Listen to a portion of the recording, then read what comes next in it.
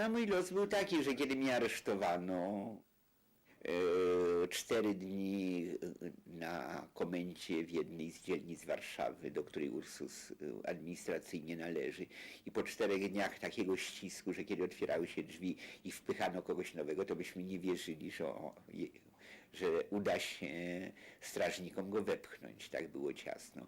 Po 4 dniach skończyło się to dla mnie zawałem. Ja jestem w ogóle po operacji serca, którą miałem w 1978 roku. Skończyło się to zawałem. Znalazłem się w rezultacie w szpitalu. No niemniej jednak, kiedy ze szpitala po pewnym czasie okazało się, że zawał nie był rozległy, przewieziono mnie do więzienia mokotowskiego. No zasiadłem na ławie oskarżonych wraz z kolegami z Ursusa. Na bardzo honorowych warunkach zasiadłem. To znaczy jako pierwszy na ławie oskarżonych, zarzutem o zorganizowanie i kierowanie strajkiem ursuskim. I muszę powiedzieć, że gdyby było w tym chociaż trochę prawdy, to bym chodził dumny jak paw i jeszcze prawnukom, jeżeli bym ich dożył, pewnie nie dożyję, ale wnuki już niedługo by mogłyby słuchać, to bym opowiadał, jak ja wspaniale zorganizowałem najpierw strajk, a potem im kierowałem. To wszystko była nieprawda. Przyszedłem do zakładów, które już strajkowały.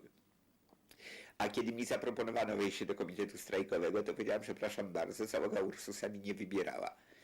Ja mogę być pytany o zdanie i chętnie będę je wypowiadał, ale decyzje za załogę Ursusa, a być może te decyzje będą bardzo ważne i bardzo się na losie ludzkim będą odbijać, mogą podejmować tylko ci, których załoga Ursusa wybierała. I także nawet w komitecie strajkowym nie byłem, chociaż rzeczywiście byłem przez komitet strajkowy o wszystko pytany, o zdanie. No i zostałem wyłączony ze względu wtedy rzeczywiście na opłakany stan zdrowia, zostałem wyłączony do osobnego rozpatrzenia, no i siedziałem w tym sobie więzieniu mokotowskim, czekając aż mi się poprawi, po czym nagle okazało się, że mogę pojechać do Londynu na badania, że władza się decyduje mnie wypuścić. Przyszedł rzeczywiście ten termin, w którym ja powinienem normalnie jechać na badania. A tutaj w dodatku byłem w opłakanym stanie. Z tym, że muszę powiedzieć szczegółów ze względów zrozumiałych nie będę opowiadać, ale sytuacja, poza tym, że prawdopodobnie władze wiedziały, że nie jest dobrym efektem trzymać człowieka bardzo chorego, któremu może coś się stać w więzieniu, to jednak główną rolę odegrało to, że ktoś z kimś tam studiował, ktoś kogoś lubił, miał sentyment, akurat widywał się co parę dni z generałem Jaruzelskim służbowo i w związku z tym mógł do niego zagadać, że może by tego Lipskiego puścić, on tam pewnie zostanie i nie wróci, a jak umrze w więzieniu, to będzie bardzo zły efekt. Coś takiego i na podstawie oczywiście cichej, nieoficjalnej decyzji samego generała Jaruzelskiego, można powiedzieć, prosto z aresztu udałem się do Londynu. Dosłownie właściwie prawie jakie 2 dni spędziłem poza aresztem w domu przed tym wyjazdem. Potem długi pobyt w Londynie i powrót, kiedy się okazało, że będzie proces Koru.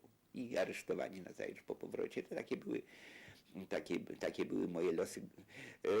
To wszystko bym lepiej znosił prawdopodobnie, gdyby nie niepokój o rodzinę. To znaczy,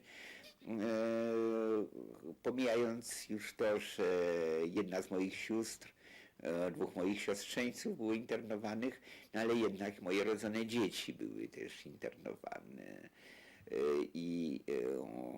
To znaczy, że wysoko zostały ocenione, syn i córka, że wysoko ich oceniono, no ale niepokoiłem się o ich los, nie wiedziałem, czy dobrze, czy źle więzienie znoszą. Ja należałem do ludzi, którzy więzienie jednak mimo złego stanu zdrowia dobrze znoszą. Psychicznie znaczy dobrze znoszą. Ja znoszę więzienie. I to tyle.